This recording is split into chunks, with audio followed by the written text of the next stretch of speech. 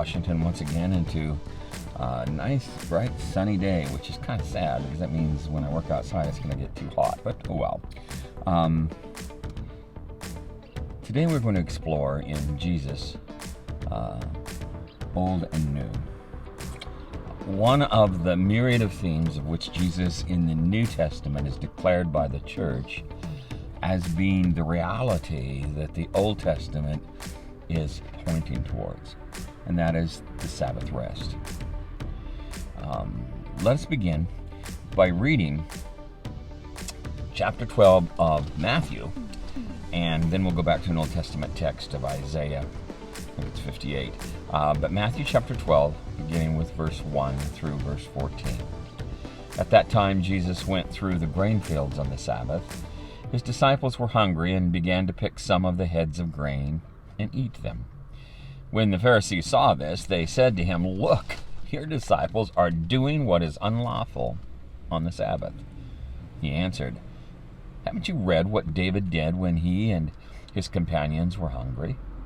He entered the house of God, and he and his companions ate consecrated bread, which was not lawful for them to do, but only for the priests.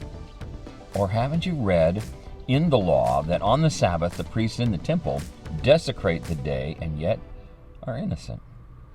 I tell you that one greater than the temple is here." Let's restate that. I tell you that one greater than the temple is here. If you had known what these words mean, "I desire mercy, not sacrifice," you would not have condemned the innocent. For the Son of Man is Lord of the Sabbath.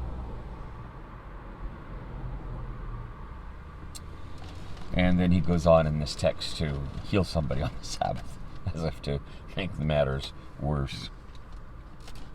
I think it was Pope Benedict that rightly pointed out, based on a conversation he had with a rabbinic friend of his, that the problem that Jesus had was not that he was a more liberal rabbi in interpretation of and being merciful interpretation of the Sabbath laws. There were others who did the same, that wanted to loosen the constraints that were made. That was not what was radical. What's radical is the claim that he made of himself. I am the Lord of the Sabbath. Stated differently, I am the Sabbath rest of God. Now that's what Paul would later say in the church of Corinth. That was the blasphemous part. And he also says one greater than the temple is here, because he claims, towards the end of his life, claimed that the temple could be destroyed in 3 days, but it would rise again. Of that he meant himself. He, in essence, was saying, I am the temple, or the presence of God on earth. That is what was so offensive to Judaism and to us, honestly. Let's now go back to the book of Isaiah and talk a little bit about what God is concerned with in terms of Sabbath rest. Chapter 58. Shout it aloud, do not hold back. Raise your voice like a trumpet. Declare to my people their rebellion, and to the house of Jacob their sins. For day after day they seek me out. They seem eager to know my ways, as if they were a nation that does what is right and has not forsaken the commands of its God. They ask me for just decisions and seem eager for God to come near to them. Why have we fasted, they say, and you have not seen it? Why have we humbled ourselves, and you have not noticed?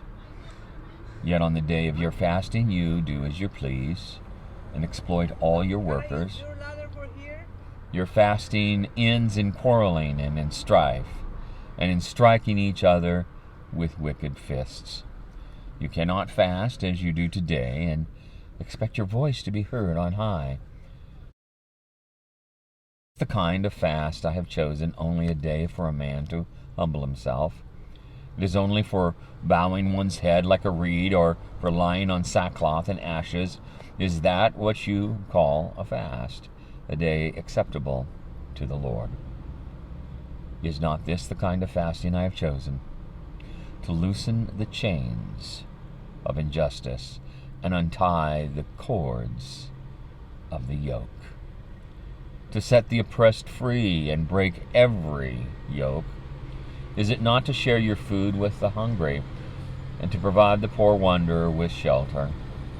When you see the naked, to clothe him and not turn away from your own flesh and blood? Then your light will break forth like the dawn, and your healing will quickly appear. Then your righteousness will go before you, and the glory of the Lord will be your rear guard. Then you will call on the Lord, and the Lord will answer. You will cry for help, and he will say, "Here am I." If you do away with the yoke of oppression, with the pointing finger and malicious talk, and if you spend yourselves in behalf of the hungry and satisfy the needs of the oppressed, then your light will rise in the darkness, and your night will become like the noonday. The Lord will guide you always. He will satisfy your needs in a sun-scorched land and will strengthen your frame. You will be like a well-watered garden, like a spring whose waters never fail. Your people will then rebuild the ancient ruins and will raise up the age-old foundations. You will be called repairer of broken walls, restorer of streets with dwellings.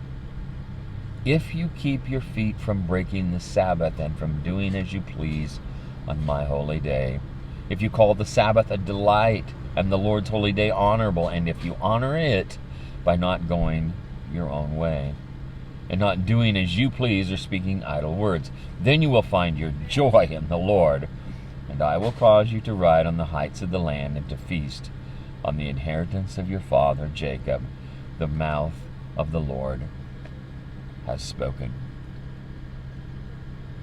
The word of our God, who is for us in the Old Testament and who is with us in the Gospels. Thanks be to God. It's somehow appropriate that I get surrounded by working persons just as we're talking about Sabbath rest and all the noises thereof. Cisco truck just came up to my left, and a workman came up to my right and is climbing a pole just above me. Seems appropriate. You see, the problem is this. The Sabbath rest was made for Israel, formulated and born out of their long 400 years of slavery. It was God's response to the injustice of having to work 7 days a week, 24 hours a day, to be at the hand of and to be mastered by a culture that was driven by consumerism, particularly the consumerism of Pharaoh, but really of the upper classes of Egypt at the time. Because you see, Egypt was the breadbasket of the world. Where they served as slaves was where the whole world came to be fed. In fact, that's what brought them, if you'll recall, to Egypt in the first place. It's what enslaved them. We today are in a land driven by consumerism. We today are enslaved by our own workaholism. We today are pursuing our own ways. We today do not think of justice first for those who are impoverished, but of our own needs, our own power. We today are very much like the Egyptians of old. That is the danger for the church. We're closer to Egypt than we are to Yahweh.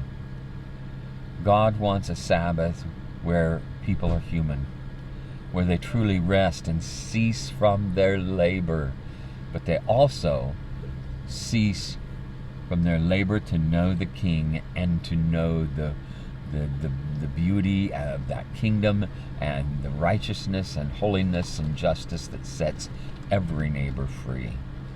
The two are connected. You cannot take them apart. There is a Lord of the Sabbath. God forgive me, God forgive you for violating the Sabbath and doing what we please to do. Blessings.